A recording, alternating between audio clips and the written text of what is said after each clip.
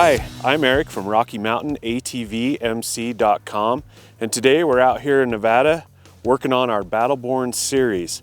And what we're doing basically is we've recently discovered that Nevada is perfect for dual sport riding and adventure riding. And what you have out here is you have just the vast open spaces. It's remote, it's adventurous, it's everything that you want to do when you're on an adventure ride. And while we're out here, we're putting together some tools, some aids for you to make planning your trip so you can get out here and do this that much easier. We're going to try to throw out some available gas, good places to camp, good places to eat, and then there'll be different sections. And so you can go ahead and put together the ride that works for you. If you're coming up from the south or coming down from the north, you can just jump on that route anywhere and maybe come out and enjoy this beautiful state of Nevada. So there you have it. Sit back, relax, and enjoy this section of the Battleborn series.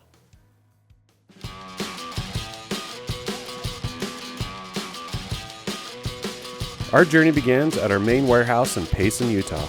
As a central location for the group, the warehouse is a great place to meet up with everyone and get all of our gear packed and ready to go. If you want to leave from here, we have plenty of room to leave your tow vehicles in the parking lot. Just give us a call to set it up. This ride is a loop that stretches approximately 1,200 miles and encompasses all different kinds of terrain. So we've prepped our bikes with the essentials like knobby tires, skid plates, wraparound handguards, and luggage, along with any other accessories we might need. We'll be camping out for 4 nights, so we've packed enough luggage, food, and supplies to get us through. Our goal for today is to make it just outside of Ely, Nevada for camp number 1. The biggest limiting factor when you're adventure riding in Nevada is gas. Having a range of close to 230 miles is very important. It could mean you have to pack gas with you or even have an oversized fuel tank.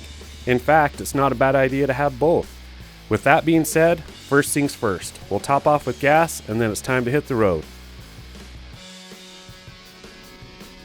Our first leg of this trip is from Payson to Delta, Utah.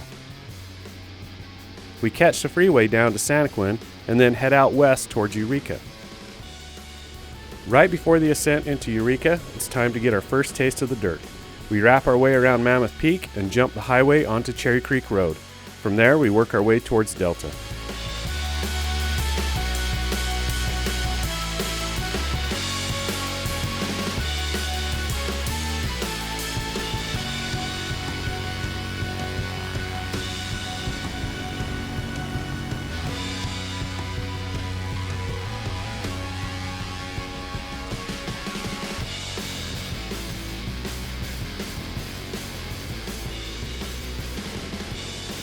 Delta will be our first gas stop, and then we'll grab some lunch while we're in town as well. We head west on Highway 50 from Delta before we catch some dirt on the old 6 and 50 just outside of Hinckley. The second leg of this day will take us from Delta into Ely.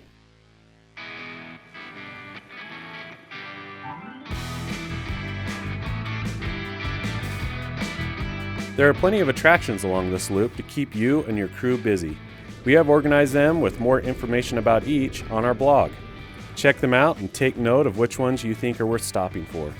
The first on our hit list is Notch Peak, which has the second highest vertical drop in the United States at 2,200 feet of sheer vertical rock, right behind Yosemite's El Capitan. It's pretty impressive to see in person and definitely worth the stop for a quick picture.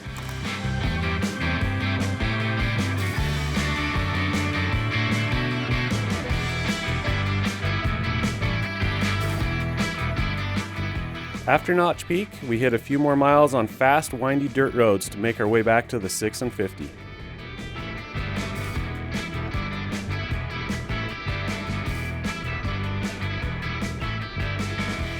Before hopping onto the pavement, we decided to stop and take a quick break.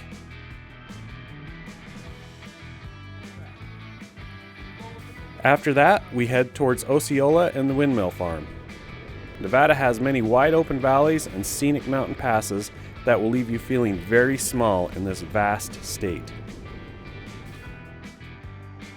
After crossing the windmill field, we get back in the dirt. Once back in our element, we move onto a tighter dirt road that narrows up as we work our way up onto Cave Mountain. This section is a highlight of day one for us with its beautiful views and tight 2-track trails winding up the mountain. The trail climbs up between Cooper Summit and Taylor Peak and begins to split into several different ATV trails, which of course makes for some fun riding for us on the bikes.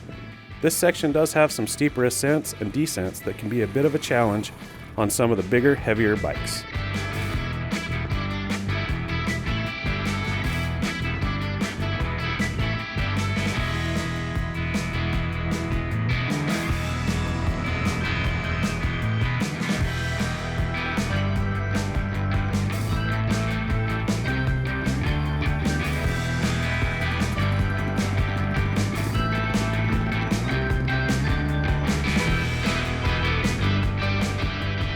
As the sun begins to set, we drop back down onto the highway and slab it the rest of the way into Ely.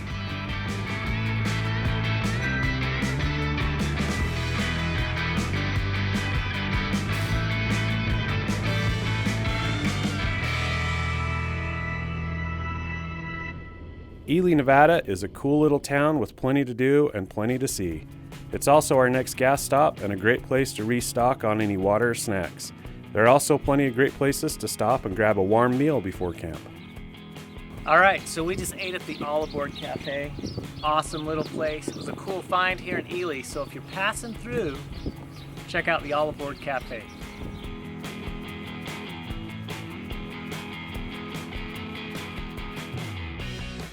With our bikes full of gas and our bellies full of food, we're ready for the last stretch to camp.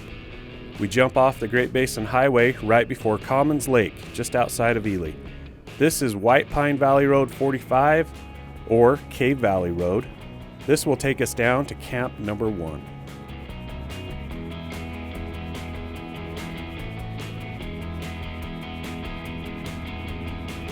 The Ward Charcoal Oven State Historic Park is located on this road and is a cool place to stop and check out if you've got the time.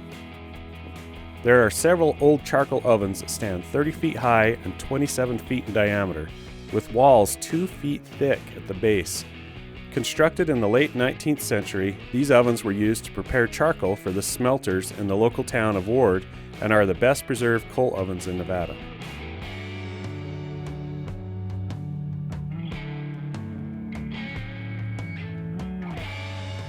Continuing down the road a few more miles is Bullwhacker Summit and the Steptoe Valley. We'll turn towards Lone Pine Summit and Lund to find a place to set up camp. You'll find plenty of great places just off this road at the base of the mountain.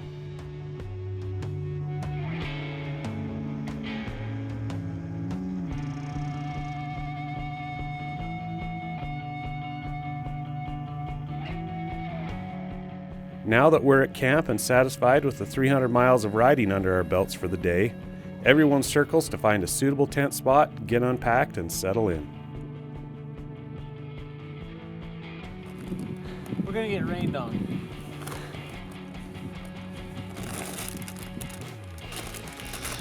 So eat some chips? Chips arrived. Smaller pieces.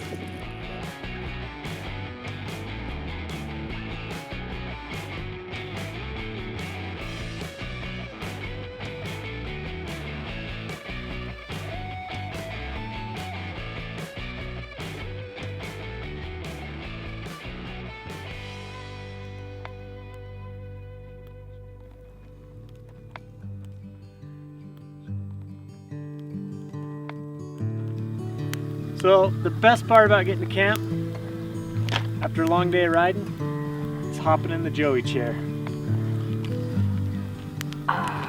And eating Funyuns, of course. The Joey chair kicks butt. Minimum, maximum. Holds us all. We end the night relaxing around the fire, shooting the bull, and reminiscing on past rides before calling it a day. Remember when I submarine through the mud? I know. If you look at it, it was like as tall as the front tire. Yeah, and you're starting floating. Make sure to check out day 2 of the Battleborn South Ride for more of the adventure and a mountain of snow. Subscribe to our YouTube channel so you don't miss out on the adventure.